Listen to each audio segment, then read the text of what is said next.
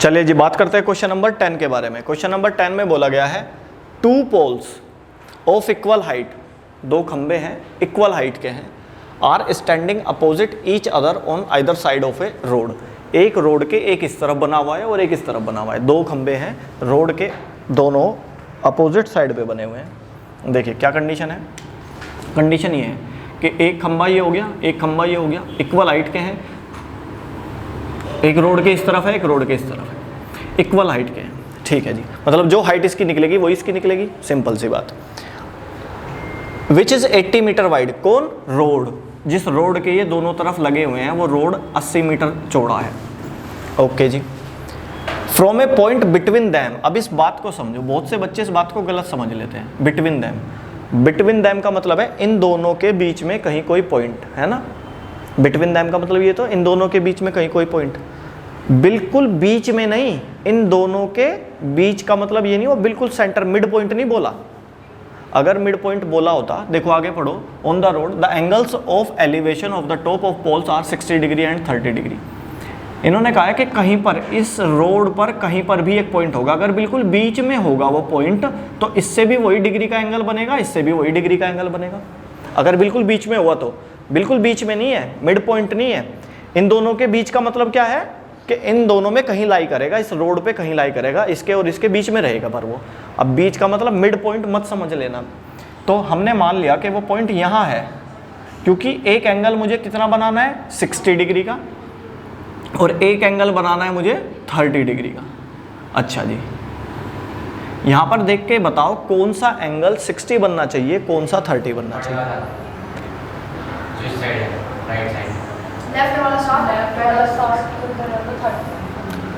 तो ये वाला 30 बनना चाहिए और ये वाला 60 बनना चाहिए, है ना भाई मैं ऐसे खड़ा हूं तो ये इधर 60 बनना चाहिए और इधर 30 बनना चाहिए ना।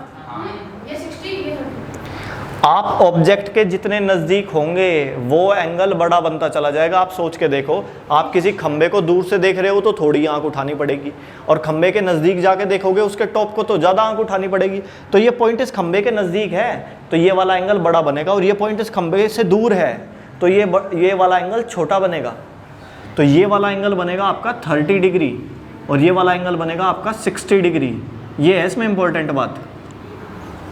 तो जो एंगल ऑब्जेक्ट के ज़्यादा नज़दीक है वो एंगल बड़ा होगा, और जो दूर है ऑब्जेक्ट से वो छोटा बनेगा, है ना। प्रैक्टिकली भी आप देख सकते हो। आपको व्हाइट हाउस देखना है, आप दूर से देख रहे हो तो बस आपने थोड़ी सी नज़र उठाई, अब बिल्कुल व्हाइट हाउस के थोड़ा सा पास चले गए और पास चले गए तो नज़र बढ़ती चली जाएगी, एंगल बढ़ता चला जाएगा, आपका एंगल ऑफ एलिवेशन बढ़ता चला जाएगा। ठीक है जी, नाम रख लेते हैं इनके A B C D E। अब AB और DE गिवन में लिखूंगा मैं, ये आपस में बराबर हैं। Given that AB equals to ED, 2 equal height के पोल हैं तो ये आपस में इक्वल है, और ये मैंने मान लिया H। Let AB equals to ED equals to H। ये H मीटर हाइट के बना लिए, लेट कर लिए मैंने। अच्छा जी, दूसरी इंपॉर्टेंट बात, अब ये जो पॉइंट है मैंने मान लिया, किसी से भी मान सकते हो आप, जरूरी नहीं है जो मैं जैसे मैं बता रहा हूँ ऐसे ही करो। आप ये मान लो कि ये B से X मीटर की दूरी पर है, तो फिर इससे कितने मीटर की दूरी पर होगा? जब ये टोटल 80 है और यहाँ से यहाँ तक मान लो ये 20 मीटर है ना, एक एग्जाम्पल ले रहे हैं, मान लो ये यहाँ से यहाँ तक 20 मीटर है, तो फिर यहाँ से कितना होगा, इसकी कितनी होगी इसकी डिस्टेंस? अगर ये टोटल 80 है, अगर ये टोटल 80 है और ये यहाँ से यहाँ तक 20 है तो आप सीधे से बता दोगे कि ये तो 60 होना चाहिए, यहाँ से ये 60 मीटर की डिस्टेंस पे होना चाहिए। तो अगर ये यहाँ से यहाँ तक x मीटर की डिस्टेंस है तो ये कितनी बननी चाहिए? 80 माइनस x बननी चाहिए। बहुत से बच्चे इसको क्या लिख देते हैं? x माइनस 80 लिख देते हैं। अगर ये यहाँ से यहाँ तक x है तो ये 80 माइनस x बचेगी, x माइनस 80 नहीं, टोटल में से ये वाला पोर्शन घटा दिया, आपको ये डिस्टेंस पता चलेगी। बस अब हमें सारी चीज़ें पता चल चुकी है। अब हम लेते हैं ट्रायंगल, और ट्रायंगल कौन कौन से लेने हैं? जो 90 डिग्री बनाते हैं। तो आपने सोचा पहले चलो ये ले लेता हूँ मैं, ABC।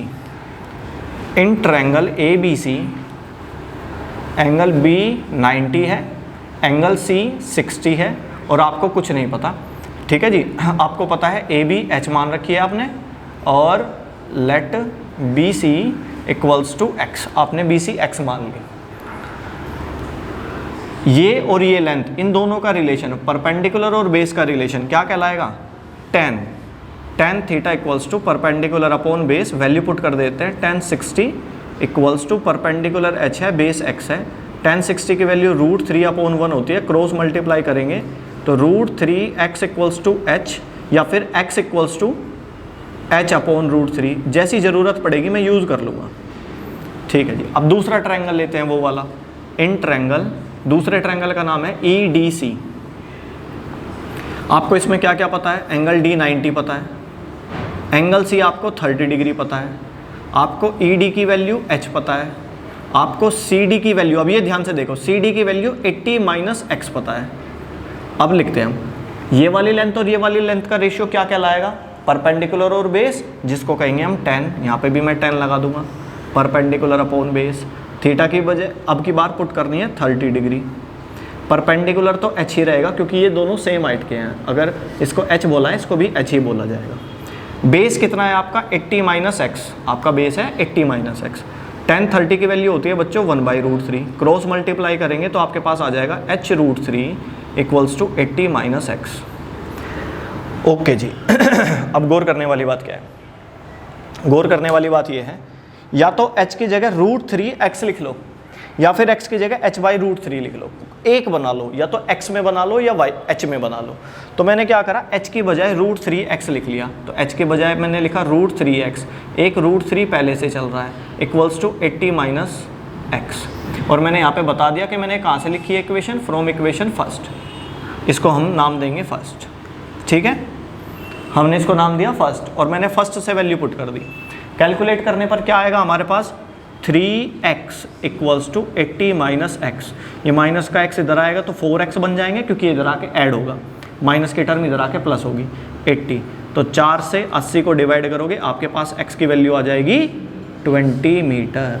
तो ये पहले वाले पोल से तो 20 मीटर की डिस्टेंस पे है और दूसरे वाले पोल से 80 - 20 60 मीटर की डिस्टेंस पे है।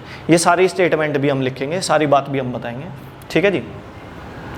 अब ये x की वैल्यू अगर मैं फिर से फर्स्ट में पुट कर दूं तो हाइट भी निकल जाएगी। Put this value in equation first, put this value in equation first. Equation first में अब हम ये वैल्यू पुट कर रहे हैं क्या?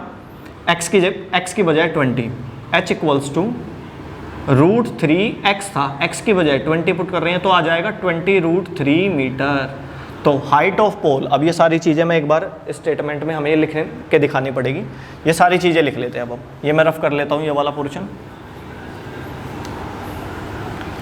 अब हम लिखेंगे हाइट ऑफ पोल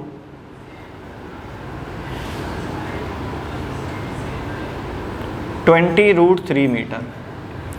डिस्टेंस, हमसे डिस्टेंस भी पूछिए, distances of the point from first pole is 20, from second pole is 80 - 20 equals to 60 metre. This is your answer. I hope आपको सब अच्छे से समझ में आई होगी इसकी सारी बारीकियाँ।